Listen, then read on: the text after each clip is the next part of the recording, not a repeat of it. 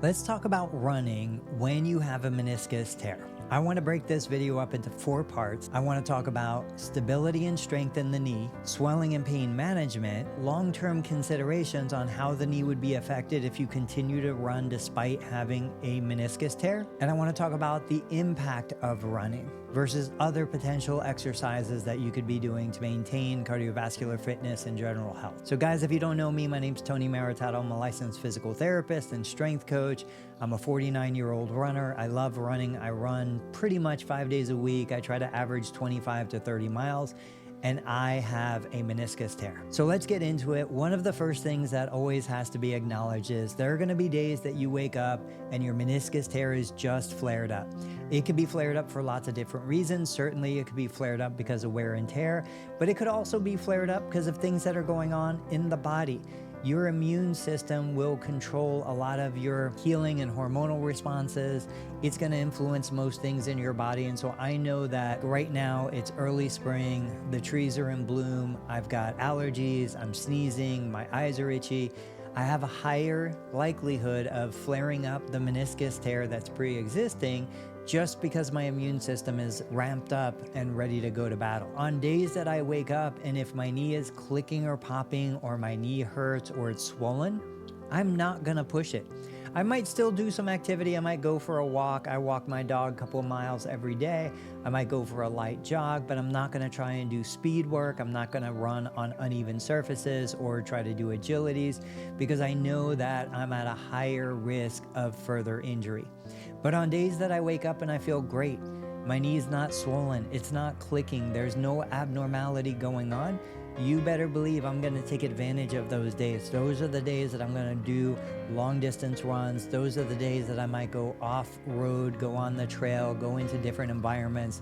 Those are the days that I'm gonna take advantage and really allow my body to push itself to continue to maintain gains, even though every one of those gains at this age of life is much, much more difficult than it was 20 or 30 years ago. So when we're talking about swelling and pain management, I just mentioned there are some times where I wake up and my knee's just swollen.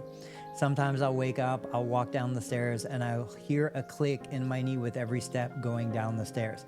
It could be a torn meniscus, which I know that I have. It could be a little abnormality that's underneath the kneecap, the cartilage that covers the bottom of the kneecap. There's multiple things that are going on within the knee joint, but the fact that I could wake up on a Monday and have this clicking and discomfort that's gone on Tuesday, Wednesday, and then might come back on Thursday. The fact that it's so variable tells me that it's not necessarily something that is requiring surgery. It doesn't need an invasive intervention. I just need to manage it. And the way that I typically manage it is I support it with the best nutrition that I can. Now, do I eat well every single day? Absolutely not. I wish I did, but I know that I don't. But when I'm dealing with some soreness, some swelling, some pain, I make a concerted effort to try and eat better. I'm not going to tell you what better means to you. I can only tell you that for me, better simply means more whole food, more homemade meals, and really just trying to eat as well as I believe is available.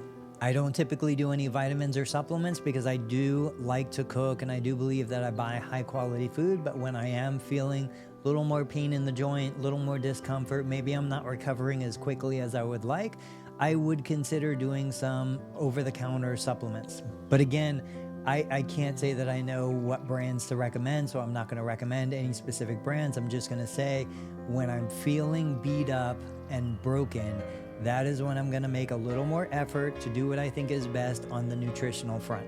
Let's talk about the long-term considerations of running with a meniscus tear.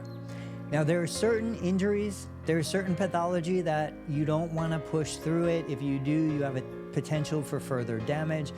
I'm going to say that in my world, I'm a licensed physical therapist. I'm also a certified strength and conditioning specialist.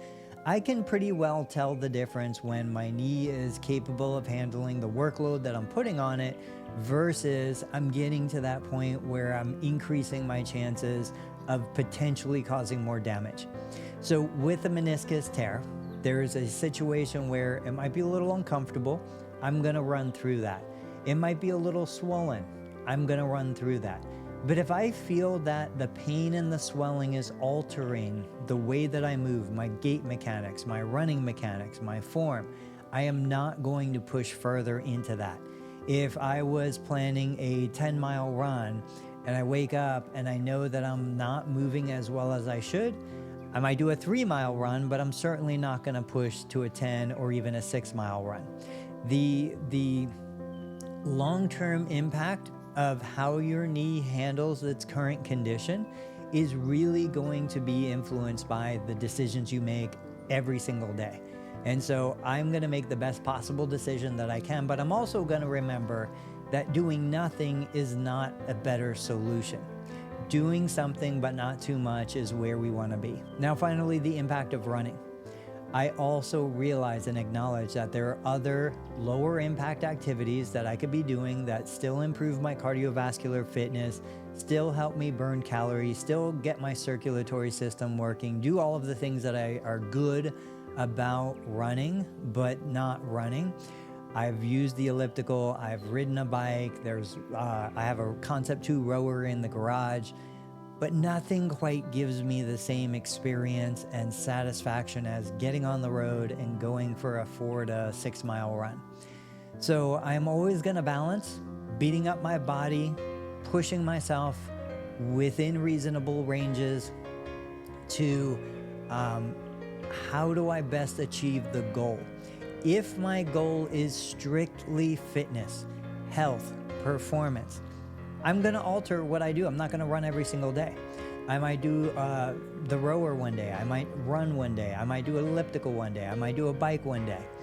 But if my goal is to experience that sensation of going out, getting in nature, feeling the wind in my face, and knowing that I just ran 5 miles at a good pace and that I'm improving from this month to last month, then that's what I'm going to do. I'm going to go run. And I'm just going to make the best possible decision I can on any particular day to not cause more damage to the torn meniscus, but take advantage on the days that I'm feeling best.